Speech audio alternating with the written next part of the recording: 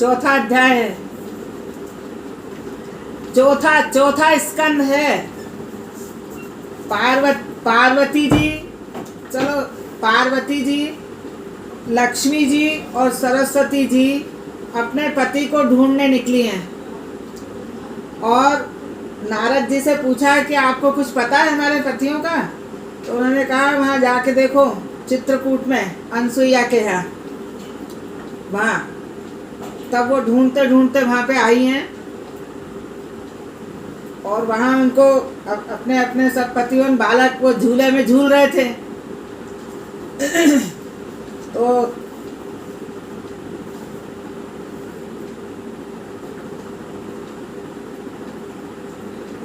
फिर अनुसुईया जी के यहाँ आके फिर उन्होंने ये प्रतिज्ञा करवाई उनसे कि आज से प्रतिज्ञा करो कि पतिव्रता को कभी कष्ट नहीं दोगे और जगत की किसी भी स्त्री को नहीं सताओगे।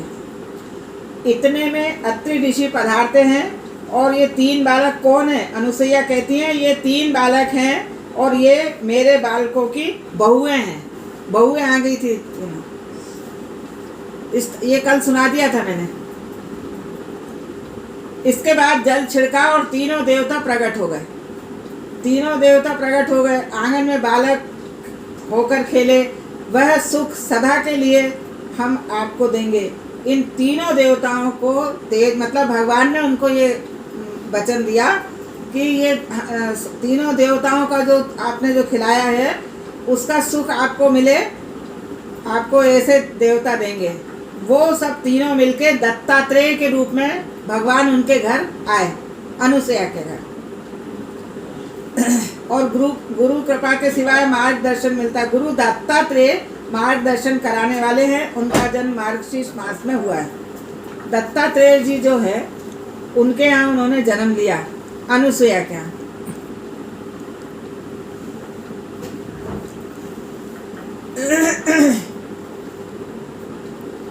पहले अब ये सुनो, पहले क्या सुनाया था।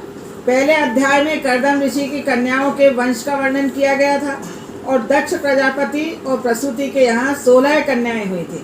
उनमें से 13 उन्होंने धर्म को, एक अग्नि को, एक पितृगण को, एक 16वीं सती शंकर जी को दी। धर्म की 13 पत्नियां कही गई हैं। उनके नाम हैं श्रद्धा, दया, मैत्री, शांति, पुष्टि, क्रिया, उन्नति, बुद्धि, मेघा, स्मृति और तितिक्षा। ये सब 13 पत्नियां हैं। धर्म के 13 विवाह हुए हैं। इन 13 गुणों को जीवन में उतारने से धर्म जरूर फलता है। जब ये सब 13 गुण होंगे तो धर्म टिका रहेगा। इन 13 गुणों को जीवन में उतारने से धर्म जरूर फलता है। इन 13 गुणों के साथ विवाह करोगे तो भगवान मिलेंगे। धर्म की पहली पत्नी है श्रद्धा। ईश्वर में श्रद्धा रखो। धर्म की प्रत्येक क्रिया श्रद्धा से करो और श्रद्धा दृढ़ होनी चाहिए। दृढ़ श्रद्धा भक्ति से, दृढ़ प्रेम से जड़ भी चेतन बनता है। जीव मात्र के साथ मैत्री रखो। कोई भी जीव हो उसके साथ आप मित्रता बना के रखो। श्रीधर स्वामी जी ने कहा कि सबके साथ मैत्री रखना तो शक्य नहीं है। यदि सबके साथ मैत्री ना हो सके तो कोई हर्ज नहीं, मगर किसी के साथ वैर न रखो। आपको किसी से अगर मित्र नहीं बनाना है तो कोई बात नहीं है, पर किसी के साथ वैर मत करो, चाहे कुछ भी हो जाए। किसी से वैर न करना। धर्म की 13वीं पत्नी है मूर्ति और उनके घर नारायण प्रकट हुए हैं। नारायण के माता पिता मूर्ति और धर्म हैं। मूर्ति में प्रेम रखो। जो मूर्ति की माता और धर्म को पिता मानेंगे उनके यहाँ नारायण का जन्म होगा।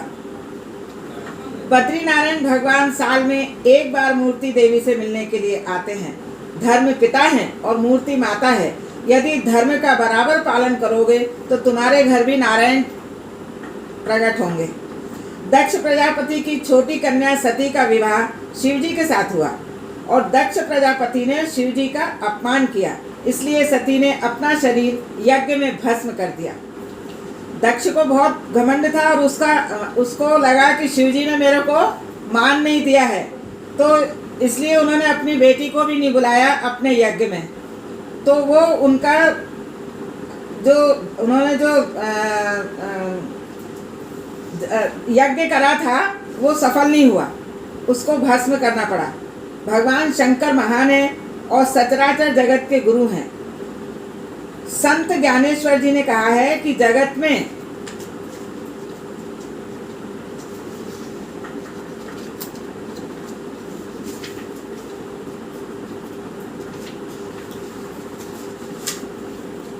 शिवजी महादेव हैं और सूत जी वर्णन करते हैं, राजन, शिवजी के मस्तक में ज्ञान रूपी गंगा थी, अतः उन्होंने निंदा सुनकर भी सहन कर ली। शंकर के मस्तक पर ज्ञान गंगा है, श्री कृष्ण के चरणों में ज्ञान गंगा है, अतः वे शिशुपाल की निंदा सहन करते हैं। प्रतिकार करने की शक्ति होने पर भी जब सहन नहीं करता है, वही महापुरुष है, वह धन्य है। जिसके सिर पर ज्ञान गंगा हो वही निंदा सहन कर सकता है। निंदा सहना बहुत कठिन है। कोई बुराई करे तो अपन को सहन नहीं होती, और जो सहन कर ले वो समझ लो महापुरुष है। जो कलह बढ़ाता है वह वैष्णव नहीं है। अतः शिवजी सभा में एक भी शब्द नहीं बोले। सभा में नंदीकेश्वर विराजे थे, उनसे यह सब सहा नहीं गया। उन्होंने दक्ष के 3 शाप दिए। जिस मुख से तूने निंदा की है, तेरा वह सिर टूट जाएगा। तेरे सिर के बदले बकरे का सिर लगाया जाएगा। तुझको कभी ब्रह्म विद्या भी प्राप्त नहीं होगी। शिव निंदा करने वाले को कभी मुक्ति नहीं मिलती। शिव तत्व को छोड़ने वाली बुद्धि को संसार में भटकना पड़ता है, उसे दुख होता है और कभी शांति नहीं मिलती। शिव निंदा करने वाला काम का विनाश नहीं कर सकता। शिवजी कहते हैं, तुम क्यों शाप दे रहे हो? शिवजी ने सोचा, मैं नहीं टोकूंगा तो नंदीकेश्वर दूसरे देवों को भी शाप दे देंगे। तुरंत ही वे कैलाश आ गए और शिवजी ने मन में वैर भाव नहीं रखा, सती को भी उलाहना नहीं दिया। जो भूतकाल का विचार करता है उसे भूत ने घेर रखा है, ऐसा ही समझना चाहिए। इसके बाद दक्ष ने कनखल क्षेत्र में यज्ञ का अनुष्ठान किया। उसके दुराग्रह किया कि यज्ञ में मैं विष्णु की तो पूजा करूंगा, किंतु शिवजी की पूजा नहीं करूंगा। देवों ने उससे कहा कि तेरा यह यज्ञ सफल नहीं होगा, फिर भी दुराग्रह से उसने यज्ञ किया।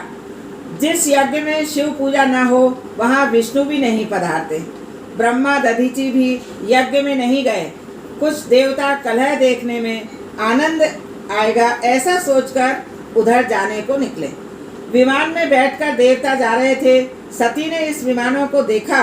सती ने सोचा कि ये देव कन्याएं कितनी भाग्यशालिनी हैं, ये लोग कहाँ जा रहे होंगे। एक देव कन्या ने कहा, आपके पिता के यहाँ यज्ञ है, हम वहीं जा रहे हैं। क्या आपको मालूम नहीं है? क्या आपको निमंत्रण नहीं आया? दुर्बुद्धि से दक्ष ने शिवजी को आमंत्रित नहीं किया था। सती को मालूम नहीं था कि पति और पिता के बीच अनबन हो गई है। उसका मन पिता के यहाँ जाने को अधीर हो उठा। शिवजी समाधि से जागे। शिवजी ने कहा, देवी आज बहुत आनंद में हो। सती ने कहा, आपके ससुर जी महायज्ञ कर रहे हैं। शंकर ने कहा, देवी इस संसार में किसी के घर विवाह होता है तो किसी के घर मरण। संसार दुखों से भरा हुआ है, सुख रूप तो एक परमात्मा ही है। तेरे और मेरे पिता तो नारायण ही हैं। सती ने कहा, महाराज आप कैसे निष्ठुर हैं, आपको संबंधियों से मिलने की इच्छा तक नहीं होती। शंकर जी बोले, देवी मैं सबसे मन से ही मिलता हूँ, किसी को शरीर से नहीं मिलता। प्रत्यक्ष शरीर से किसी से मिलने की इच्छा नहीं होती। सती, आप तत्वनिष्ठ हैं, ब्रह्म रूप हैं, किंतु नाथ मेरी वहाँ जाने की बहुत इच्छा है। आप भी चलिए, आपका सम्मान होगा। शिवजी, मुझे सम्मान की इच्छा नहीं है। सती, बुरा न मानो तो कहूँ, कन्या को मायके जाने में कितना सुख मिलता है इसका आपको ज्ञान नहीं है। आप यदि कन्या हो जाएं और आपका विवाह हो जाए तभी आपको मालूम हो कि कन्या को पिहर जाने में कितना आनंद मिलता है। आपको चलना ही पड़ेगा। शिवजी बोले, देवी, जगत में भटकने से शांति नहीं मिलती। एक जगह बैठकर प्रभु को खुश करो। मन में जब तक जड़ पदार्थ या दूसरा जीवन रहता है तब तक वहाँ परमात्मा नहीं आते। बहुत भटकने वालों का मन और बुद्धि बहुत भटकती है। तो जगह जगह भटकते रहते हैं ना लोग, यहाँ गए वहाँ गए, तो उनकी बुद्धि भी भटकती रहती है। सब में मन लगा रहता है, ये कर ले तो अच्छा, वो कर ले तो अच्छा। सती अर्थात बुद्धि जब शंकर भगवान को छोड़कर जाती है तो वह बहुत भटकती है। शिव जी कहते हैं, तेरे पिता ने मेरा अपमान किया है, वहाँ जाने में कोई भलाई नहीं है। सती, नाथ आपकी कुछ भूल हुई होगी, मेरे पिता मूर्ख नहीं है कि निरपराध को अपशब्द कहें। शिव जी बोले, मैंने उनका कोई अपराध नहीं किया। शिव जी ने यज्ञ प्रसंग में कह सुनाया, सती चरित्र में पितृ स्नेह और पति निष्ठा की खींचातानी है। सती, आपने मेरे पिता को मान क्यों नहीं दिया? शिव जी, मैंने तेरे पिता को मन से मान दिया था, मैं कभी किसी का अपमान नहीं करता। सती, यह तो वेदांत की भाषा है। मेरे पिता के अंतर में बसे हुए वासुदेव की आपने वंदना की थी, यह मेरे पिता को कैसे मालूम हो? अब वह बात आप भूल जाइए। शिव जी बोले, देवी मैं तो भूल गया हूँ, मगर तेरे पिता अब तक नहीं भूले हैं। शिव जी ने सती को बहुत समझाया, जहाँ मुझे मान नहीं मिलता वहाँ जाने से तेरा अपमान होगा। तू माननी है, अपमान सहन न कर सकेगी, वहाँ नहीं जा, अनर्थ होगा। सती बोली, नहीं। उसने सोचा कि यज्ञ में नहीं जाऊंगी तो पति और पिता के बीच वैर बढ़ेगा। हमेशा औरतें, पत्नियां ये सोचती रहती हैं कि कैसे समन्वय बना रहे अपने मायके का और ससुराल का। सबको वैर की बात मालूम होगी। उसने सोचा कि वहाँ जाकर मैं पिताजी से कहूँगी कि मैं तो बिना आमंत्रण के ही आ गई हूँ, किंतु मेरे पति नहीं आएंगे, अतः उन्हें बुलाने के लिए भाई को भेज दो। पिता और पति के बीच जो वैर उत्पन्न हो गया है उसे मैं शांत करूँगी। आज पति की आज्ञा के विरुद्ध मैं पिता के घर जाऊंगी। सती ने घर छोड़ा। जिस दिन घर में झगड़ा हुआ हो उस दिन घर नहीं छोड़ना चाहिए। घर में अगर झगड़ा हो जाए तो घर छोड़ के नहीं जाना चाहिए। जो घर छोड़ता है वह बाहर सुखी नहीं हो सकता। शिव जी ने सोचा, सती जा तो रही हो पर वासना नहीं, वापस नहीं आओगी, जाने दो, किंतु अकेली जाए यह ठीक नहीं है। शिव जी ने अपने गणों को आज्ञा दी कि तुम भी इसके साथ जाओ। सुखदेव जी वर्णन करते हैं, राजन, शिवगण आए। उन्होंने कहा, माँ तुम पैदल जाओ, ये ठीक नहीं है। सती नंदीकेश्वर पर सवार हो गई। शिव जी ने सती को साड़ी आदि सामान गठरी में बांध दिए। यह शिव और सती का अंतिम मिलन था। शिव जी ने सोचा, सती की कोई भी वस्तु यहाँ रहेगी तो मेरे कृष्ण भजन में विक्षेप होगी। मन में जिससे विकार उत्पन्न हो ऐसा कोई चित्र घर में नहीं रखना चाहिए। वह चित्र मन में आएगा तो कृष्ण भजन में विघ्न करेगा। सती ने कहा, इन सब चीज़ों को वहाँ क्या जरूरत है? शिव जी ने कहा, देवी तुमको जरूरत पड़ेगी, सब साथ ले जाओ। सती को बहुत जल्दी पहुँचना था, इसलिए व्यास जी ने रास्ते का वर्णन नहीं किया। सती जी यज्ञ मंडप में पधारती हैं। वे शंकर की अर्धांगिनी हैं। सारा जगत उनका सम्मान करता है। ऋषि मुनि भी उनका सम्मान करते हैं, मगर सती को इससे संतोष नहीं हुआ। आदि शक्ति जगदम्बा ने दक्ष को प्रणाम किया। सती को देखकर दक्ष क्रोधित हुआ। यह गर्भिणी यहाँ क्यों आई है? उसने मुंह फेर लिया। दक्ष नहीं, अदक्ष है। शिव महिम स्तोत्र में लिखा है, क्रिया दक्षो दक्ष क्रतुपतिर्धीश स्तुनु भ्रता मशीरामा त्वर्ज्यं शरणद सदस्यां सुरगुणा क्रतुभ्रंशस्ततः क्रतुफलविद्यान् व्यसनिनो ध्रुवं कर्तु श्रद्धा विधुरं विचाराय ही मखान। राधा स्वामी जी ने कहा, क्रिया दक्ष अपि अदक्ष मूर्ख है। दक्ष क्रिया दक्ष नहीं अपितु क्रिया अदक्ष था। सती सोचती है, मेरे पिताजी मेरी ओर देखते भी नहीं, अब यहाँ रहने की मेरी इच्छा नहीं है, मैं घर जाऊंगी। शिव जी उदार हैं, वे मुझे स्वीकार करेंगे। माता सती यज्ञ मंडप का अवलोकन करती है। सब देवताओं की स्थापना की गई थी, किंतु शिव जी की स्थापना नहीं थी। सती ने देखा कि यज्ञ में सब देवताओं को यज्ञ भाग दिया गया है, परंतु शिवजी को नहीं दिया। शिवजी के लिए आसन भी नहीं रखा गया था। आज ईशान दिशा खाली थी। दक्ष प्रजापति ने सती का अपमान किया। वह सती ने सहन किया, परंतु सती से अपने पति का अपमान नहीं सहा गया। सती को बहुत दुख हुआ। जगदम्बा क्रोधित हुई। सिर पर बंधे फूलों की वेणी भी छूट गई। यह देखकर देवता माता जी की वंदना करने लगे और बोले, माता जी क्रोध न कीजिए। सती कहती है, आप घबराइए नहीं, अब क्रोध में अपने शरीर पर करूंगी। इस शरीर से मैंने पाप किया है, पति की आज्ञा की मैंने अवहेलना की है। मैं इस शरीर को अब जला दूंगी। सभा में जगदम्बा ने 13 श्लोकों में पिता की भर्त्सना की। अरे तेरे जैसा विषयी शिव तत्व को क्या जानेगा। जो शरीर को आत्मा मानता है वह शिव तत्व को क्या जाने। बड़े बड़े देवता शिव के चरणों का आश्रय लेते हैं। बिना शिव कृपा के कृष्ण भक्ति सफल नहीं होती। प्रवृत्ति से परे रहकर स्वरूप में मग्न रहने वाले शिवजी पर ब्रह्म परमात्मा हैं। मुझे दुख हो रहा है कि मैं शिव निंदा करने वाले दक्ष की पुत्री हूँ। सती उत्तर दिशा की ओर मुख करके बैठी हैं। देह को छोड़ने के लिए योग मार्ग में स्थित होकर बैठी हैं। शिवजी का ध्यान करते हुए उन्होंने शरीर में अग्नि तत्व की भावना की। अंदर से क्रोधाग्नि बाहर आई और शरीर जलने लगा। आदि शक्ति जगदम्बा का अपमान हुआ, अब दक्ष का कल्याण नहीं। नारद जी कैलाश में शिवजी के पास पधारे और भगवान शंकर सनकादि ऋषियों को ब्रह्म विद्या का उपदेश कर रहे हैं।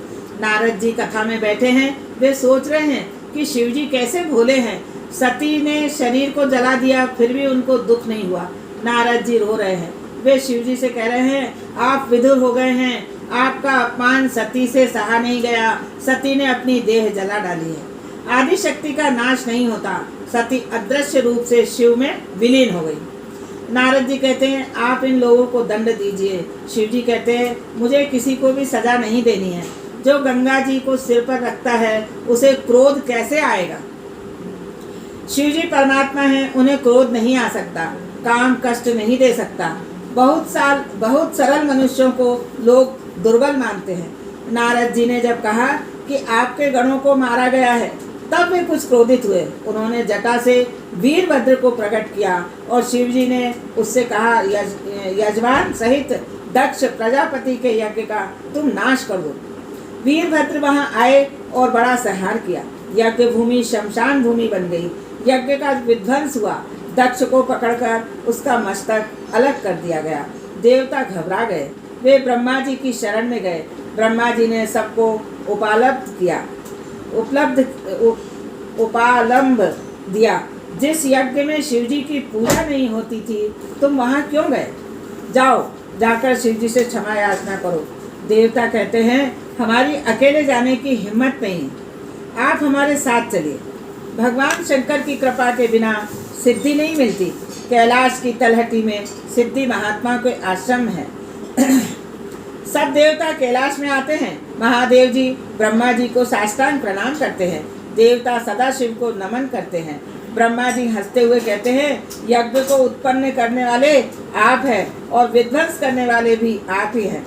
अतः अब यज्ञ परिपूर्ण हो ऐसी कृपा कीजिए। आप भी वहां पधारिए। शिवजी भोले हैं, आने के लिए तैयार हो गए। यज्ञ मंडप में भीषण रक्तपात देखकर वीरभद्र को उल्हाना दिया। मैंने तुझे शांति से काम लेने को कहा था। वीरभद्र याचना करता है। दक्ष के धड़ पर बकरे का सिर लगाया गया। बकरा अति कामी होता है। शिवजी की निंदा करने वाला दूसरे जन्म में बकरा बनता है। आज शब्द का दूसरा अर्थ होता है पर ब्रह्म। धड़, दक्ष के धड़ पर आज के मस्तक को रखा गया, अर्थात दक्ष को पर ब्रह्म दृष्टि प्राप्त हुई। आज के मस्तक का अर्थ है ब्रह्म दृष्टि। दक्ष होश में आया और शिव स्तुति करने लगा। उसने शिव पूजन किया। उसने कहा, मैं मेरी पुत्री सती को देखना चाहता हूँ। शिवजी ने सती से पूछा, तू बाहर आना चाहती है? जगदम्बा ने इनकार कर दिया। शिव पूजन किया गया तो कृष्ण भगवान प्रकट हुए। कृष्ण का मत है, शिव में और मुझ में भेद रखता है। कृष्ण का मत है कि शिव में और मुझ में जो भेद रखता है वह नरकगामी होता है। इस सिद्धांत का भागवत में अनेक बार वर्णन किया गया है। हरि और हर में दक्ष ने जो भेद किया था वह अब दूर हो गया। एकनाथ महाराज ने भावार्थ रामायण में हरिहर का अभेद दिखाया है। सत्वगुण का रंग श्वेत है और तमोगुण का रंग काला है। विष्णु भगवान सत्वगुण के स्वामी हैं, अतः उनका रंग श्वेत होना चाहिए। फिर भी वे काले हैं और शिवजी तमोगुण के स्वामी हैं, इसलिए उनका रंग काला होना चाहिए। फिर भी वे गोरे हैं, ऐसा क्यों हुआ? विष्णु काले और शिवजी गोरे। एकनाथ महाराज लिखते हैं कि शिवजी सारा दिन नारायण का ध्यान करते हैं और नारायण सतत शिवजी का ध्यान करते हैं, इसलिए शिवजी को नारायण का श्वेत रंग मिला और नारायण को शिवजी का काला रंग मिला। ध्यान में ऐसी शक्ति है कि जो जिसका ध्यान करता है उसे उसका वर्ण मिलता है, अतः दोनों में अभेद है। हरिहर एक हैं, शिव कृपा के बिना सिद्धि नहीं मिलती। ब्रह्म विद्या भी शिव कृपा के बिना नहीं मिलती। शिव तत्व और विष्णु तत्व एक ही है। यह जीव मात्र को बताने का भागवत का उद्देश्य है। जीव मात्र की शिवजी से मिलने की इच्छा होती है। निवृत्ति धर्म के आचार्य हैं शिवजी और प्रवृत्ति धर्म के आचार्य हैं श्री कृष्ण। सब प्रकार की प्रवृत्ति में रहने पर भी प्रवृत्ति का जरा भी रंग न लगे, इसका आदर्श श्री कृष्ण ने जगत को दिखाया है। दक्ष के यज्ञ प्रसंग में देखा कि अनन्य भक्ति का अर्थ यह नहीं है कि वह एक ही देव की भक्ति करो और दूसरे को नहीं। जो ये सब होता है ना, श्री जी वाले, रामानुज वाले अनन्य भक्त हैं हम, है ना, तो इसका मतलब ये नहीं है अनन्य भक्त का कि हम फिर शिव जी की निंदा करें। भक्ति का यही अर्थ है कि प्रभु सर्वव्यापक है। जो सर्व में प्रभु का दर्शन करे, यानी सभी में जो भगवान का दर्शन करे, वही उत्तम वैष्णव है।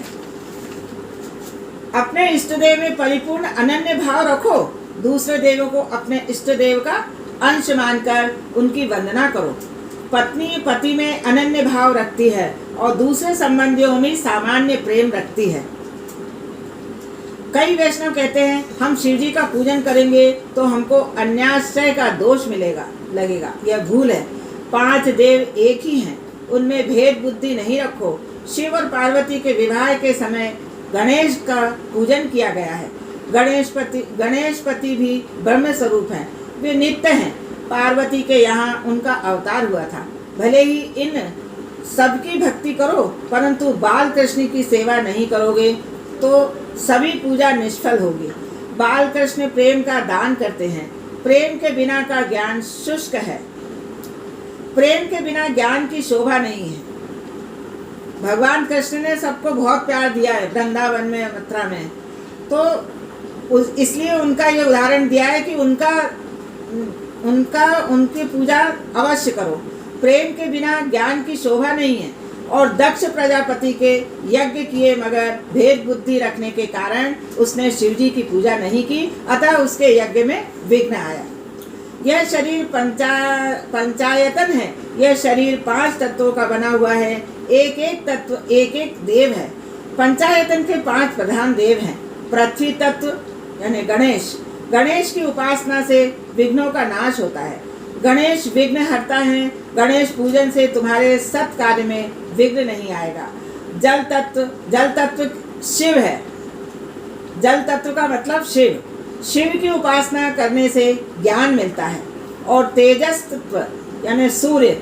सूर्य की उपासना हमें निरोगी बनाती है। आरोग्यम भास्करादम इच्छेद। पृथ्वी पर सूर्य प्रत्यक्ष देव है। एक नास्तिक ने मुझसे भगवान के दर्शन कराने के लिए कहा।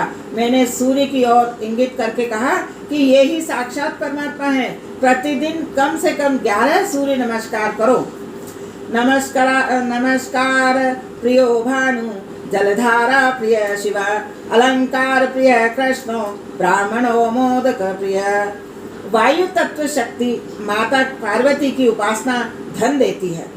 और आकाश तत्व यानी विष्णु की उपासना प्रेम देती है और प्रेम बढ़ाती भी है। सूर्य की पूजा से तुम्हें आरोग्य मिलेगा और शिव के पूजन से तुम्हें ज्ञान लाभ होगा। पार्वती की पूजा से संपत्ति होने पर भी अधिक की प्राप्ति होगी। बुद्धि, शरीर, संपत्ति के होने पर भी श्री कृष्ण की सेवा नहीं करोगे तो बात बनेगी नहीं। क्या है, ज्ञान भी मिले और संपत्ति भी मिले, सब चीज मिले और उसके बाद में भी अपन भगवान को याद नहीं करें तो ये बात नहीं बनेगी। श्री कृष्ण ने प्रेम के दाता हैं। द्वारकाधीश की सेवा स्मरण में तन्मय होने के बाद प्रजापति दक्ष शिव जी की पूजा छोड़ते दो तो भी कोई बात नहीं थी, किंतु उसमें वैर भाव था। उसने कुभाव से यज्ञ किया था, अतः वह यज्ञ पाप रूप हुआ। जीव दक्ष है और शिवजी सद्गुरु हैं। शरीर को सादगी में रखो, शरीर मुट्ठी भर भस्म है, अतः उसका अनावश्यक श्रृंगार और लालन छोड़ दो। यही शिवजी का उपदेश है। इसलिए तो वे अपने शरीर पर भस्म लगाते हैं और शरीर का श्रृंगार छोड़ दो। मानव जीवन तपस्या के लिए है, जो तप नहीं करता उसका पतन होता है। मानव जीवन का लक्ष्य भोग नहीं, ईश्वर भजन है। समभाव और सद्भाव सिद्ध करने के लिए सत्संग की जरूरत है और समभाव तब सिद्ध होता है जब समस्त जड़ चेतन में ईश्वर की भावना जागे। मानव अवतार परमात्मा की आराधना और तप करने के लिए पशु भी भोगों का उपभोग करते हैं। यदि मनुष्य केवल भोग के पीछे ही दीवाना हो जाए तो फिर उसमें और पशु में क्या अंतर रहेगा। प्रभु ने मनुष्य को बुद्धि दी है, ज्ञान दिया है, पशु को कुछ नहीं दिया। आने वाले कल की चिंता मनुष्य को ही है, पशु को नहीं। ना तो देव तप कर सकते हैं और ना पशु। देव पुण्य का उपभोग कर सकते हैं। तपस्या का अधिकार केवल मनुष्य को ही है। मनुष्य विवेक पूर्वक भोग का भी उपभोग कर सकता है और मनुष्य जीवन विविध प्रकार के तप करने के लिए है। विविध प्रकार के तप भी कितने प्रकार के होते हैं। तप के कई प्रकार हैं। कष्ट सहते हुए सत्कर्म करना, आपको कितना भी कष्ट हो कर्म अच्छा करो। उपासना भी तप है। पूर्णिमा अमावस्या के दिन पवित्र माने गए हैं। इन दिनों उपवास करना चाहिए। परोपकार में शरीर को लीन करना भी तप है। परोपकार करते रहो किसी के लिए भी, ये भी एक तप है। गीता जी में तप की व्याख्या करते हुए कहा गया है, भाव संशुद्धित्रेते तत्तपो मान समुच्यते। भाव संशुद्धि बड़ा तप है। सभी में ईश्वर का भाव रखना भी तप है। सभी में ईश्वर विराजित है, ऐसा अनुभव करना महान तप है। सबके अंदर अपन भगवान देखने लगे तो ये तप ही है। अर्थात अंतःकरण की पवित्रता से हृदय में सदा सर्वदा शांति और प्रसन्नता रहेगी।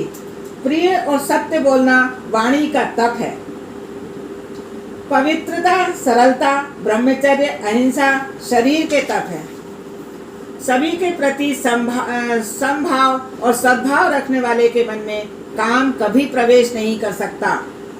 जो सद्भाव रखेंगे उसका मन में कभी भी काम प्रवेश नहीं करेगा। विकार और वासना को नष्ट करने का यही एक श्रेष्ठ उपाय है कि सबको समभाव में देखो। यही एक सबसे बड़ा उपाय है। जो सभी के प्रति सद्भाव रखे और सभी में ईश्वर के अंश का अनुभव करे, वही सफल होता है। प्रजापति दक्ष ने यज्ञ में शुद्ध भाव समभाव नहीं रखा, अतः उसे दुख सहना पड़ा। उसका यज्ञ से कल्याण नहीं हो पाया। शिवजी के प्रति कुभाव रखकर उसने यज्ञ किया था। यज्ञ करते हुए भी दक्ष के हृदय में दुर्भावना थी कि वह शिवजी कभी कुभाव न रखे। दुर्भावना थी कि वह शिवजी की पूजा नहीं करेगा। इसी कारण यज्ञ कार्य में बाधा उपस्थित हुई। अतः किसी में कभी कुभाव न रखो, तभी धर्म सफल होता है। सद्भाव रहित होने के कारण दक्ष का धर्म कार्य अधर्म कार्य हो गया था। प्रजापति दक्ष के यज्ञ की कथा का उद्देश्य हरिहर का अभेद बतलाता है। शिव चरित्र की यह कथा वक्ता और श्रोता के पापों को भस्मीभूत करने वाली है। अधर्म के वंशजों में से सावधान रहो। चौथे स्कंद के 8वें अध्याय के प्रथम 5 श्लोकों में अधर्म के वंशजों का उल्लेख है। ये श्लोक महत्व के हैं। पुण्य न कर सको तो कोई बात नहीं, किंतु पाप नहीं करो। अधर्म की पत्नी का नाम है मृषा देवी। मिथ्या भाषण करने का बुरा स्वभाव, दंभ का जन्म हुआ। क्या है, मिथ्या भाषण जब करते हैं तो दंभ का भी जन्म होता है। दंभ यानी घमंड। लोग वैष्णव तो कहलाना है जी, अधर्म को मृषा देवी, मृषा यानी मिथ्या भाषण करने का, बुरा जिसका स्वभाव होता है, उनसे दंभ का जन्म होता है। यानी अगर आप मिथ्या भाषण करोगे तो घमंड आपका आएगा। लोग वैष्णव को कहलाना चाहते हैं, वैष्णव तो कहलाना चाहते हैं, किंतु सच्चा वैष्णव होने की इच्छा नहीं रखते। दंभ का पुत्र है, अब सुनो, दंभ का पुत्र है लोभ। अधर्म की पत्नी है का नाम है मृषा यानी मिथ्या, और दंभ का पुत्र है लोभ, और लोभ का पुत्र है क्रोध। जब लोभ आता है तो क्रोध आता है। क्रोध की पुत्री है दुरुक्ति यानी कर्कश वाणी। जिसको क्रोध आएगा तो वो कटु वचन बोलेगा, कर्कश बोलेगा। महाभारत के युद्ध और रामायण के करुण प्रसंगों के मूल कर्कश वाणी में ही है। जो युद्ध हुए हैं वो ये वाणी के ही ऊपर हुए हैं, गलत बोलने, खराब बोलने के ही कारण हुआ है, कर्कश वाणी में है। जल स्थल का भेद न समझने के कारण पैर फिसलने से जब दुर्योधन गिर पड़ा तो भीम ने कहा था, अंधस्य पुत्र है अंध। दुर्योधन ने इन शब्दों में अपमान का अनुभव किया और परिणामतः महाभारत का दारुण युद्ध हुआ।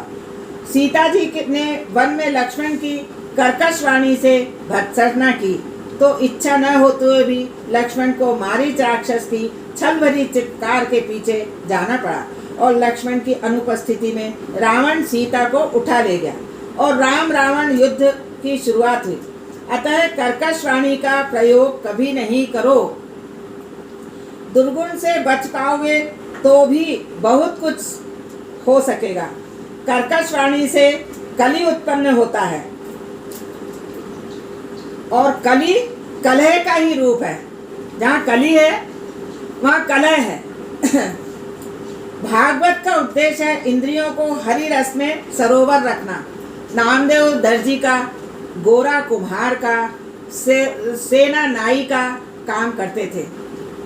उन्होंने अपने धंधों से ज्ञान पाया था और व्यवहार शुद्धि के कारण उनका बेड़ा पार हो गया। अब अर्थ प्रकरण का आरंभ होता है।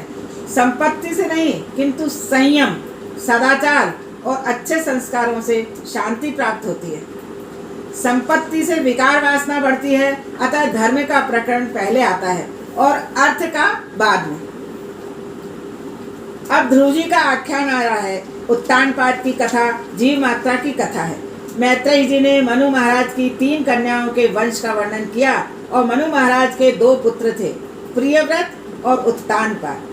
प्रियव्रत के वंश का वर्णन 5वें स्कंद में होगा। इस स्कंद में उत्तानपाद की कथा का वर्णन है। उत्तानपाद की 2 पत्नियां थीं, सुरुचि और सुनीति। सुरुचि के पुत्र का नाम था उत्तम और सुनीति के पुत्र का नाम था ध्रुव। जीव मात्र उत्तानपाद है। जो जीव है वो उत्तानपाद ही, उसका नाम उत्तानपाद समझो। माता के गर्भ में रहने वाले सभी जीव उत्तानपाद हैं। जन्म के समय पहले सिर और फिर पांव बाहर आते हैं। जिनके पैर पहले ऊपर हों और फिर नीचे हो गए हों वही उत्तानपाद है। जिसके पांव ऊपर और सिर नीचे हो वह उत्तानपाद है। जन्म के समय सभी की ऐसी दशा होती है। जीव मात्र की 2 पत्नियां होती हैं, सुरुचि और सुनीति। मनुष्य मात्र को सुरुचि ही प्रिय लगती है। इंद्रियां जो मांगे उन विषयों का उपभोग करने की इच्छा ही सुरुचि है। सुरुचि का अर्थ है वासना, और सभी को रुचि ही प्यारी लगती है। मन को इंद्रियों को जो अच्छा लगता है वही मनुष्य करने लगता है। रुचि का अर्थ है मनपसंद इच्छा। मन जो भी मांगे उन्हीं भोगों में लीन होने के लिए जो आतुर बने वह रुचि का दास है। जिसे रुचि से प्यार होगा उसे नीति कैसे प्यारी लगेगी। नीति भले ही विरोध करे फिर भी स्वभाववश इंद्रियां विषयों की ओर दौड़ती है। मनुष्य मात्र को सुनीति अर्थात नीति से अधिक प्रेम नहीं है। वह प्यारी रानी नहीं है। मनुष्य को सुनीति से नहीं, सुरुचि से ही प्रेम है। उसे सदाचार युक्त संयम पूर्ण जीवन नहीं भाता। जीव वासना के अधीन होकर विलासी जीवन जीना चाहता है। जीव मात्र नीति के अधीन नहीं रहना चाहता। वह सोचता है सुरुचि के अधीन होने से उत्तम फल मिलेगा, और सुरुचि का फल उत्तम है। इसी से सुरुचि के पुत्र का नाम है उत्तम। उद यानी ईश्वर, तम यानी अंधकार। अंधकार अज्ञान है और ईश्वर के स्वरूप का अज्ञानी उत्तम है। उद इंद्रियों का दास होने पर ईश्वर के रूप का ज्ञान नहीं हो पाएगा। इंद्रियों का जो दास होगा वो ईश्वर का रूप का ज्ञान नहीं कर पाएगा। जो सुरुचि में फंसा है और विलासी है, उसे जीवन ईश्वर के स्वरूप का ज्ञान नहीं हो सकता। वह ईश्वर को पहचान भी नहीं सकता। ईश्वर का ज्ञान विरक्त को ही हो सकता है। कोई बहुत कम लोगों को ही हो पाता है। इंद्रियों और विषयों के संयोग से जो क्षणिक सुख मिलता है वह सुख नहीं, सुख का आभास मात्र होता है। खुजली को खुजालने से सुख नहीं, सुख का आभास ही होता है। इंद्रियों और विषयों के संयोग से क्षणिक सुख मिल पाता है। भोजन सरस होगा तो जरूरत से भी ज़्यादा खा लिया जाएगा, जिससे अजीर्ण होगा। ऐसे समय में रुचि और खाने को कहती है, किंतु नीति मना करती है। स्वामी शंकराचार्य इसीलिए तो आज्ञा देते हैं कि स्वाद्वनम न तु याच्यताम विधिवशात् प्राप्तेन संतुष्यताम। स्वादिष्ट अन्न की याचना मत करो, देव वशात जो भी प्राप्त हो उसी से संतुष्ट हो जाओ। स्वादिष्ट भोजन करने वाला भजन नहीं कर पाएगा।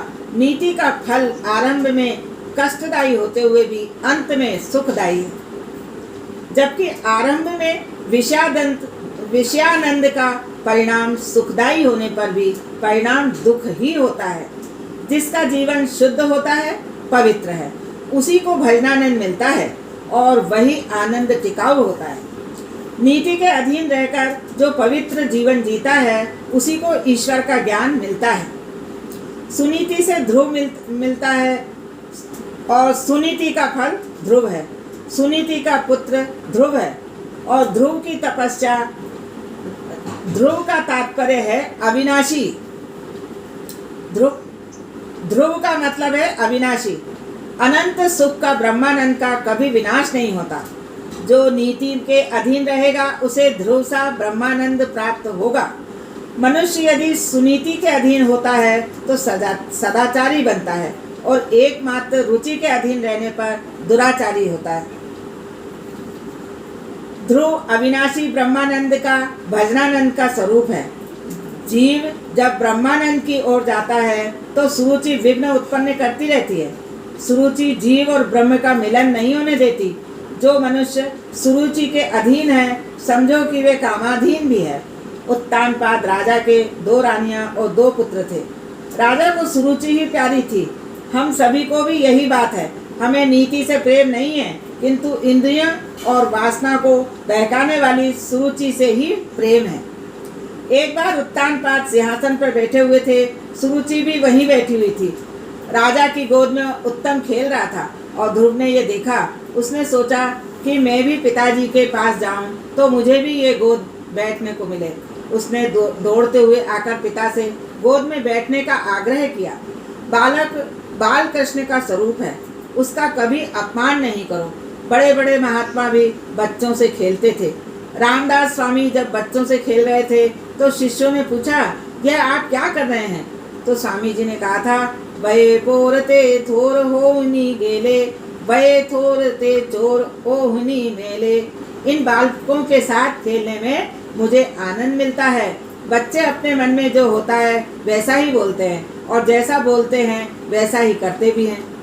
मन, वाणी और क्रिया के एक समान होने पर ही सही ढंग से तुम भगवान की भक्ति कर सकोगे। मन, वाणी और क्रिया एक समान हो तभी भगवान की भक्ति कर सकते हैं। वैसी भक्ति ही तुम्हें आनंदित करेगी। और बालक निर्दोष होता है, उसे कपट मत सिखाओ। बचपन से ही उसमें अच्छे संस्कार डालो, उसका अनुचित लाड नहीं करो। उत्तानपाद ने ध्रुव को अपनी गोद में लेना चाहा, किंतु सुरुचि को यह बात न भाई। जीव के पास जब भी भजनानंद आता है, सुरुचि बाधा उपस्थित करती है। पूजा करते समय मन रसोई घर की ओर गया अथवा प्रभु भजन करते हुए मन विषयों की ओर गया तो समझ लेना कि सुरुचि आ गई है। ध्रुव को भजनानंद को राजा गोद में बैठाए, यह सुरुचि को पसंद नहीं आया। उसने सोचा राजा को ध्रुव मिलेगा तो वे वासनाधीन नहीं होंगे, मेरा काम नहीं बन पाएगा। सुरुचि ने राजा को रोका। राजा रानी के अधीन था, वह कामाग्न था। उसने सोचा मैं ध्रुव की गोद में बैठूंगा तो सुरुचि नाराज होगी। जरूरत से ज्यादा स्त्री के अधीन रहना पाप है। शास्त्र तो यहाँ तक कहता है स्त्री वशवर्ती मनुष्य पुरुष को देखना भी पाप है। वह था जो राजा, किंतु रानी का तो दास ही था। अक्सर सभी की ऐसी दशा होती है। राजा ने ध्रुव की अवहेलना की और मुंह मोड़ लिया। ध्रुव को तो बड़ी आशा थी। उसने हाथ बढ़ाकर कहा भी कि मुझे गोद में बैठा लीजिए। सुरुचि ने ध्रुव कुमार से कह दिया भाग जा यहाँ से, राजा की गोद में बैठने की पात्रता तुझमें नहीं है। तू राजा की अप्रिय रानी सुनीति का पुत्र है, तू राजा की गोद में नहीं बैठ सकता। ध्रुव जी ने पूछा माता क्या मैं अपने पिता का पुत्र नहीं हूँ? सुखदेव जी वर्णन कर रहे थे। सुरुचि ने ताना दिया कि तेरी माता रानी नहीं है, रानी मैं हूँ। तेरी माता दासी है, राजा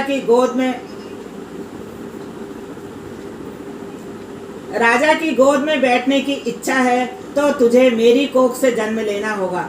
तू वन में जाकर तप कर और ईश्वर की आराधना करके मेरी कोख से जन्म पाने की मांग कर। ध्रुव को आशा थी कि पिताजी कुछ पल के लिए तो गोद में लेंगे ही, किंतु सुरुचि के अपमान से रोता हुआ बालक अपनी माता सुनीता के पास लौट आया। सुनीति ने पूछा बेटा क्यों रोता है, क्या हुआ है तुझे? बालक संस्कारी है इसलिए कुछ बोलता नहीं है, बार बार रो रहा है। सुनीति समझाती है मेरा सयाना बेटा मेरी दशा अच्छी तरह समझता है। माता सुनीति का पुत्र ही सुशील होता है। माता सुनीति का पुत्र सुशील होता है। वंश में जब कई लोगों का पुण्य इकट्ठा होता है तभी उदार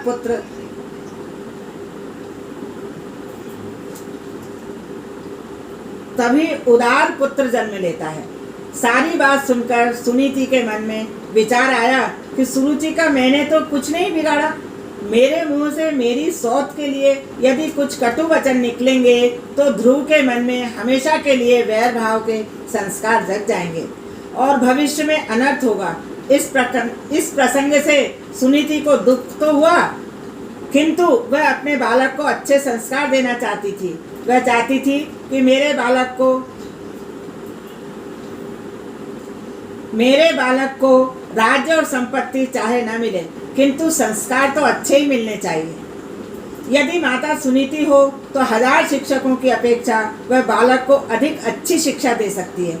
सुनीति ने दुख के आवेग को दबाकर धीरज से कहा तेरी विमाता ने वैसे तो कुछ बुरा नहीं कहा, ये शिक्षा की बात है ना। बच्चे आके रोते हैं, किसी की भी शिकायत करते हैं तो अपन कहता अच्छा उसने ऐसा किया, तो ऐसा नहीं होना चाहिए। बेटे यदि तेरी विमाता ने वैसे तो कुछ बुरा नहीं कहा, उसने तुझे जो उपदेश दिया है वह अच्छा ही है।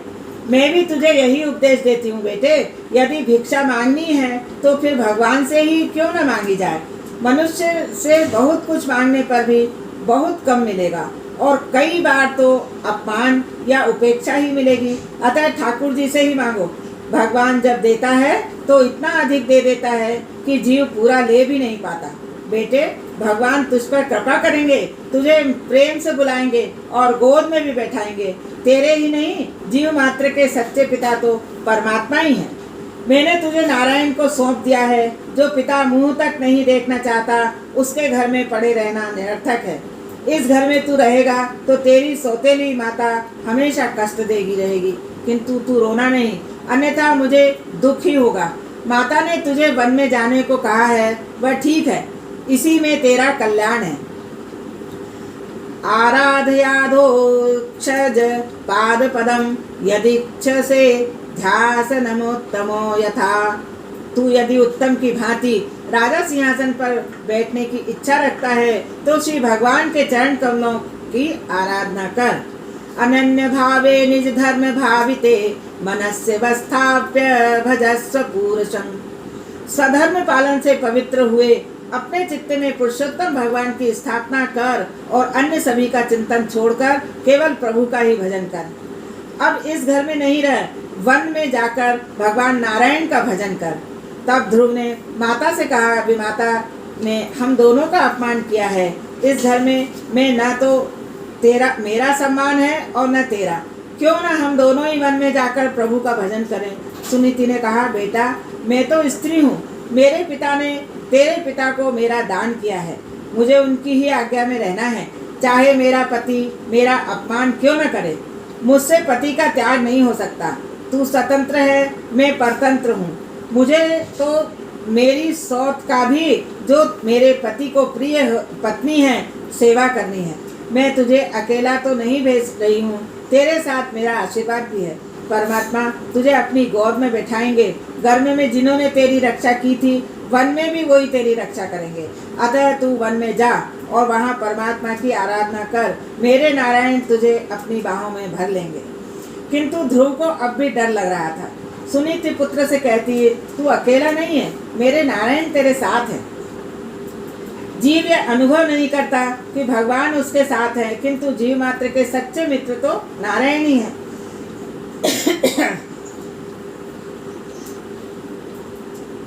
भगवान नहीं देखते कि अमुक व्यक्ति धनिक है या गरीब, शिक्षित है या अशिक्षित, छोटा है या बड़ा। भगवान तो यही देखते हैं कि इस जीव के हृदय में मेरे लिए प्रेम है या नहीं। प्रभु को प्रेम से पुकारोगे तो वे दौड़ते हुए आएंगे। अपने दुख की कथा प्रभु से एकांत में ही कहना चाहिए। प्रभु को मनाओ, उनसे कहो कि मेरा पाप करने का स्वभाव छूट नहीं पाता है, कृपा करो। वे तुम्हारी प्रार्थना अवश्य सुनेंगे। ध्रुव ने पूछा, माता मुझ जैसे अबोध बालक को भी भगवान मिलेंगे क्या? ध्रुव को समझाते हुए सुनीति ने कहा, हाँ बेटा, भगवान तुझे अवश्य मिलेंगे। मन लगाकर भगवान का भजन कर। भगवान भावना के भूखे हैं। ईश्वर को जो प्रेम से पुकारता है उसके समक्ष वे अवश्य प्रकट होते हैं। बिना आतुरता के भगवान नहीं मिलते। आर्त होकर आरती करो। उपनिषद में ईश्वर ने कहा है, जीव मेरा पुत्र है, अमृतस्य पुत्र। जीव को मैं अपनी गोद में बैठाने के लिए तैयार हूँ, किंतु वह मेरे पास आता ही नहीं है। श्रीनाथ जी के एक हाथ को ऊपर उठे देखकर एक वैष्णव ने उनसे पूछा, आपने इस तरह हाथ ऊपर क्यों उठा रखा है? श्रीनाथ जी ने उत्तर दिया, मेरे सभी बालक मुझे भूल गए हैं। मैं हाथ ऊपर उठाकर रोज उन्हें बुलाता हूँ, किंतु वे मेरे पास नहीं आते। सुनीति ने सोचा कि बालक मुझे तो वंदन कर रहा है, किंतु विमाता को भी यदि वह सद्भाव से वंदन करे तो उसका कल्याण होगा। किसी के भी प्रति द्वेष रखकर ईश्वर की आराधना नहीं हो सकती और ऐसी आराधना सफल भी नहीं होती। सुरुचि के प्रति मन में यदि ध्रुव अरुचि यानी कुभाव रखकर जाएगा तो नारायण का ध्यान नहीं कर सकेगा, बार बार सुरुचि के बर्ताव को ही सोचता रहेगा। सुनीति ने ध्रुव को समझाया, तू मेरा सयाना पुत्र है, अपने पूर्व जन्म के फल के कारण ही तुझे अपमान सहन करना पड़ रहा है। किसी जन्म में तूने विमाता का अपमान किया होगा, अतः इस जन्म में उसने बदला लिया है। लाभ और हानि, सुख और दुख, मान और अपमान आदि पूर्व जन्मों के कर्मों के फल हैं। समझ रहे हो ना? सुनाई दे रहा है? लाभ, हानि, सुख, दुख, मान, अपमान पूर्व जन्म के जो कर्म हैं उसका फल है। ज्ञानी उन्हें हंसते हुए सहते हैं और अज्ञानी रोते हैं। जैसा बीज बोया होगा वैसा ही फल मिलेगा। बेटा, अपने मन में कुछ भी न रखना। मेरी विमाता तेरे पिता को प्यारी है। तेरी विमाता तेरे पिता को प्यारी है। तू क्या उसे प्रणाम नहीं करेगा?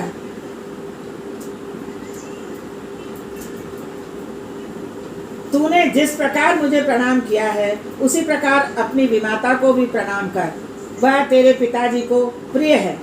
तू मुझे प्रणाम नहीं करेगा तो भी मैं तुझे आशीर्वाद दूंगी, किंतु मेरी विमाता तो तेरे प्रणाम करने पर ही आशीर्वाद देगी। अपनी माँ तो हमेशा आशीर्वाद देती है। उसे वंदन करके तू जाएगा तो भगवान जल्दी प्रसन्न होंगे। सभी का आशीर्वाद लेकर वन में जाएगा तो परमेश्वर जल्दी कृपा करेंगे। जिस सुरुचि ने बालक का अपमान किया था उसी सुरुचि को वंदन करने के लिए सुनीति अपने पुत्र को भेज रही है। धन्य है सुनीति, ऐसी सुनीति जिसके भी घर में होगी वहाँ कली नहीं आएगा। 5 वर्ष का बालक 5 वर्ष का बालक ध्रुव कुमार विमाता सुरुचि को वंदन करने गया। वह तो आसन पर अकड़ कर बैठी थी। ध्रुव जी ने उसे साष्टांग प्रणाम किया। सुरुचि ने पूछा कि मुझे क्यों वंदन कर रहा है? ध्रुव जी ने बताया, माता मैं वन में जा रहा हूँ, अतः आपसे आशीर्वाद लेने आया हूँ। एक पल के लिए तो सुरुचि का हृदय भी पिघला। कैसा सयाना है, अपमानित होने पर भी मुझे प्रणाम कर रहा है, किंतु स्वभाव से वह दुष्ट थी और स्वभाव जल्दी सुधर नहीं पाता। उसने सोचा कि ध्रुव यदि रहेगा तो उत्तम के राज्य में से हिस्सा मांगेगा। अतः उसने ध्रुव से कह दिया, ठीक है, वन में जा ही रहे हो तो जाओ, मेरा आशीर्वाद है तुझे। बालक के प्रणाम करने पर भी सुरुचि के दिल में आर्द्रता नहीं जागी। स्वभाव को सुधारना बड़ा मुश्किल काम है, इसलिए तो कहा है, कस्तूरी की क्यारी करी, केसर की बनी खाद, और पानी दिया गुलाब का, और तो प्याज का प्याज। सत्कर्म का पुण्य जब तक ठीक न बढ़े तब तक स्वभाव नहीं सुधरता। सुखदेव जी वर्णन करते हैं, 5 वर्ष का बालक माता का आशीर्वाद लेकर वन में गया। धन्य है सुनीति जैसी माता जो अपनी संतान को अच्छे संस्कार देती है। माता के दोष के कारण बालक चरित्रहीन, पिता के दोष के कारण मूर्ख, और वंश दोष के कारण कायर, और स्वयं के दोष के कारण दरिद्र होता है।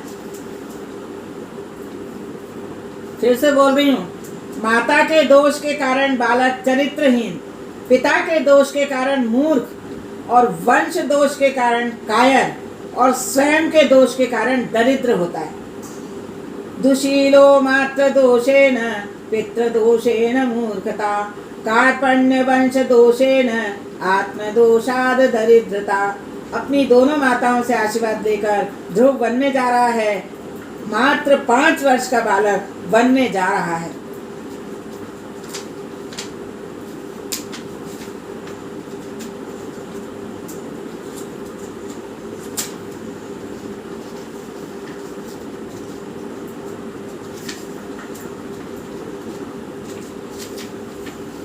ध्रुव कभी सोचता है कि वन में तो हिंसक पशु होंगे, वे मुझे खा तो नहीं जाएंगे। तो दूसरी ही पल सोचता है, नहीं, मैं अकेला तो हूँ। मेरी माता ने ही तो कहा है कि मैं जहाँ कहीं भी जाऊँगा नारायण भी साथ साथ ही होंगे। सभी को प्रणाम करके, सभी से आशीर्वाद लेकर जो व्यक्ति वन में जाता है उसे रास्ते में संत मिलते हैं। घर में जो झगड़ा करके जाता है उसे संत नहीं मिलते। झगड़ा करके गृह त्याग करने वाले को ना तो राम मिलते हैं और न माया। मार्ग में ध्रुव जी सोच रहे हैं कि घर में तो माता मुझे बेटा कहकर पुकारती थी, किंतु यहाँ वन में मुझे कौन बेटा कहेगा, यहाँ मुझे गोद में कौन बैठाएगा, कौन मुझे प्यार करेगा। वे आगे चले जा रहे हैं। सामने से नारद जी आ गए। ध्रुव जी ने सोचा कि ये कोई संत है। अच्छे संस्कार के कारण ध्रुव ने उन्हें साष्टांग प्रणाम किया। प्रणाम साष्टांग ही करना चाहिए। प्रकृति अष्टधा है और अष्टधा प्रकृति स्वरूप परमात्मा में मिल जाने की इच्छा व्यक्त करने के लिए साष्टांग प्रणाम करना है।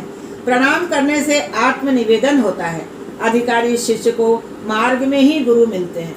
सद्गुरु सत्य और ईश्वर तत्व एक ही है। परमात्मा और सद्गुरु दोनों व्यापक है। सर्वव्यापी की खोजने की नहीं, पहचानने की आवश्यकता होती है। बालक की विनम्रता से नारद जी प्रसन्न हुए। उनका संत हृदय द्रवित हुआ। बालक को उन्होंने गोद में उठा लिया। सिर पर हाथ फेरने लगे। महापुरुष का हाथ जब मस्तक पर फिरता है तो सारे मानसिक विकार शांत हो जाते हैं। ध्रुव को लगा कि माता के आशीर्वाद से यहाँ मार्ग में एक और माता मिल गई। जन्मदात्री माता स्तनपान करा के बालक को पुष्ट करती है, तो गुरु रूपी माता हमेशा के लिए स्तनपान छुड़ाती है, अर्थात जन्म मृत्यु के चक्र से मुक्त कराती है, मोक्ष दिलाए। अतः पुनः पुनः फिर जन्म लेकर कभी स्तनपान करना ही न पड़े। स्तनपान कराने वाली माता श्रेष्ठ है, या स्तनपान छुड़ाने वाली माता, स्तनपान छुड़ाने वाली माता गुरु ही श्रेष्ठ है। गुरु तो कहते हैं, बेटा तुझे मैं ऐसा उपदेश दूंगा कि फिर कभी स्तनपान करना ही न पड़े। नारद जी ने पूछा, वत्स तू कहाँ जा रहा है? ध्रुव जी ने कहा, भगवान के दर्शन करने के लिए मैं वन में जा रहा हूँ। मेरी माता ने बताया है, मेरे सच्चे पिता के तो भगवान नारायण हैं, मैं उन्हीं की गोद में बैठने के लिए जा रहा हूँ। ध्रुव की बात सुनकर नारद जी ने उसकी परीक्षा लेनी चाहिए। सद्गुरु परीक्षा के लिए बाद ही शिष्य को उपदेश देते हैं। नारद जी ने कहा, अरे अभी तो तू छोटा बालक है, यह तेरी खेलने कूदने की अवस्था है, प्रभु नाम जप करने की नहीं। भगवान तो यत् प्रसादम सवे पुंसा दुराराध्यो मतो मम। मेरा विचार है कि साधारण पुरुषों के लिए ईश्वर को प्रसन्न करना बड़ा ही कठिन कार्य है। तू जिनकी कृपा की इच्छा कर रहा है वे तो दुराराध्य है। बड़े बड़े ऋषि कई जन्मों तक ईश्वर की आराधना करते हैं, फिर भी उन्हें ईश्वर नहीं मिल पाते। वे भगवान का मार्ग ढूंढते तो हैं किंतु जान नहीं पाते। बड़ा होकर पहले तू हर प्रकार के सुखों का उपभोग कर, फिर वृद्धावस्था में उनसे निवृत्त होकर वन में आना और शांति से भजन करना, राम नाम जपना और भगवान के दर्शन कर लेना। तू चाहता है कि भगवान तुझे गोद में बिठा ले, किंतु बड़े बड़े ऋषि मुनि हजारों वर्षों तक तपस्या करने के बाद भी उन्हें नहीं पाते हैं, फिर तेरे जैसे बालक को वो कैसे मिलेंगे? अतः तू अपने घर लौट जा। ध्रुव कुमार ने कहा, नहीं, जिस घर में मेरा अपमान होता है वहाँ मैं नहीं रह सकता। अपने पिताजी के राज सिंहासन पर न बैठने का मैंने निश्चय किया है। इसी जन्म में प्रभु के दर्शन करने का निश्चय किया है। गुरुजी मेरा मार्गदर्शन करो। ध्रुव का अटल निश्चय देखकर नारद जी ने कहा, धर्मार्थ काम मोक्षाख्यम य इच्छेय आत्मन एकमेव हरिस्तत्र कारणम पाद सेवनम।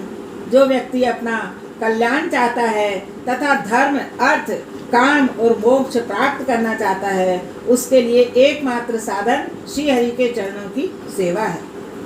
तू मधुबन में जा। मधुबन मथुरा वृंदावन में है, जहाँ ध्रुव जी को नारायण के दर्शन हुए थे।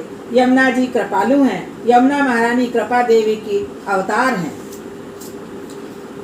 भागवत में कुछ ऐसे स्थानों का निर्देश है जहाँ परमात्मा अखंड रूप में विराजते हैं। मधुबन, श्रीरंगम आदि में, श्रीरंगम में अनंत शयनम पद्मनाभम है। द्वारका में भी भगवान विराजते हैं। उन्होंने द्वारका त्यागी नहीं, बोड़ाना की भक्ति अनन्य थी, अतः उनका एक स्वरूप डाकोर आया था।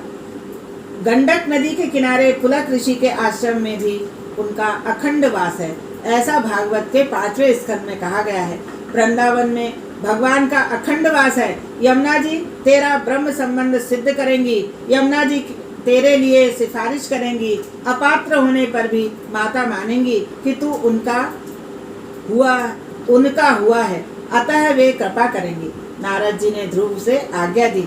तत्तात गच्छ भद्रम ते यमुनायास्तत्तं शुचि पुण्यम मधुवनम यत्र सानिध्यम नित्यदा हरे। बस तेरा कल्याण हो। यमुना नदी के तट पर स्थित परम पवित्र मधुबन में तू जा, वहाँ श्री हरि का नित्य निवास है। वृंदावन प्रेम भूमि है, वहाँ रहकर भजन करने से मन जल्दी शुद्ध होता है। वृंदावन दिव्य भूमि है, वहाँ जीव और ईश्वर का मिलन शीघ्र सुलभ होता है। ध्रुव जी ने पूछा, वृंदावन जाकर वहाँ किस प्रकार परमात्मा की आराधना करूं? नारद जी ने कहा, ध्यान करने से पहले मानसी सेवा करना। चतुर्भुज नारायण की मानसी सेवा करना। उस समय मन की धारा कहीं टूट न जाए, इसका ख्याल रखना। ईश्वर में मन सतत संलग्न रहना चाहिए। मानसी सेवा श्रेष्ठ मानी गई है। भगवान शंकराचार्य भी कृष्ण की मानसी सेवा करते थे। जो अपने पास कुछ नहीं रखते, ऐसे विरक्त सन्यासी मानसी सेवा करें, यह उत्तम है। किंतु केवल मानसी सेवा करने से गृहस्थ का कुछ नहीं बनेगा। गृहस्थ को चाहिए कि वह मानसी और प्रत्यक्ष दोनों सेवा करे। मानसी सेवा के लिए प्रातःकाल 4 से 4:30 बजे का समय उत्तम है। किसी भी व्यक्ति का मुख देखने के पूर्व सेवा करनी चाहिए। प्रातःकाल उठकर ध्यान करो कि तुम गंगा किनारे बैठे हो, मन से ही गंगा जी में स्नान करो। अभिषेक के लिए चांदी के कलश में गंगा जल लाओ। ठाकुर जी के जगने पर आचमन कराओ। मंगल के बाद माखन मिश्री की जरूरत पड़ेगी। भोलेनाथ शिव शंकर को कुछ नहीं चाहिए, किंतु कन्हैया तो सभी कुछ मांगता है। फिर कृष्ण को स्नान कराओ। शंकर तो शीतल जल से स्नान लेते हैं। थोड़ा सा किंतु बालकृष्ण को तो उष्ण जल से ही स्नान कराओ। फिर ठाकुर जी का श्रृंगार करो। श्रृंगार न करने पर भी कृष्ण तो सुंदर लगते हैं, किंतु श्रृंगार करने से तुम्हारा मन भी सुंदर होगा। अपने विकृत मन को सुधारने के लिए ही श्रृंगार करना है। श्रृंगार में समाधि सा आनंद मिलता है। श्रृंगार के बाद भगवान को सुंदर भोग लगा करके तिलक करो। आरती उतारो। उस समय तुम्हारा हृदय आर्द्र बनना। पद्म पुराण में आरती का क्रम बताया गया है। चरण, जंघा, वक्षस्थल, मुख और उसके बाद सर्वांग की आरती उतारो। आरती करते समय प्रभु दर्शन की आतुरता रहनी चाहिए। भगवान का दर्शन करते हुए ध्यान करना है कि श्री हरि का ध्यान धीर मन से करो। ध्यान जप के साथ होगा। कुछ लोग ऐसे भी होते हैं जो जप करते समय संसार का भी चिंतन करते रहते हैं। ऐसा करने के कारण जप निष्फल हो नहीं पाता। निष्फल तो नहीं माना जाएगा, किंतु जैसा फल मिलना चाहिए वैसा फल नहीं मिलेगा। स्नान करने से शरीर की शुद्धि होती है। दान करने से धन की शुद्धि होती है और ध्यान करने से मन की शुद्धि होती है। जप और ध्यान एक साथ होने चाहिए। जप करते समय जिस देवता का तुम ध्यान करते हो उसकी मूर्ति तुम्हारे मन से हटनी नहीं चाहिए। जीभ से भगवान का नाम लिया जाए और मन से भगवान का स्मरण किया जाए। आँखों से उनका दर्शन करो और कानों से उनका श्रवण करो। मैं तुम्हें ये मंत्र दे रहा हूँ। ओम नमो भगवते वासुदेवाय। श्री कृष्ण गोविंद हरे मुरारी, हे नाथ नारायण वासुदेवा। गोविंद मेरी यही प्रार्थना है, भूलूं न मैं नाम कहीं तुम्हारा। निष्काम होकर दिन रात गाऊं, गोविंद दामोदर माधवेति। हे कृष्ण हे यादव है सखेति। देहांत काले तुम सामने हो, बंसी बजाते मन को लुभाते। गाती यही मैं तननाथ त्यागूं, गोविंद दामोदर माधवेति। प्यारे जरा तो मन में विचारो, क्या साथ लाए क्या ले चलोगे। गाओ यही नाम सदा पुकारो, गोविंद दामोदर माधवेति। हे कृष्ण हे यादव है सखेति।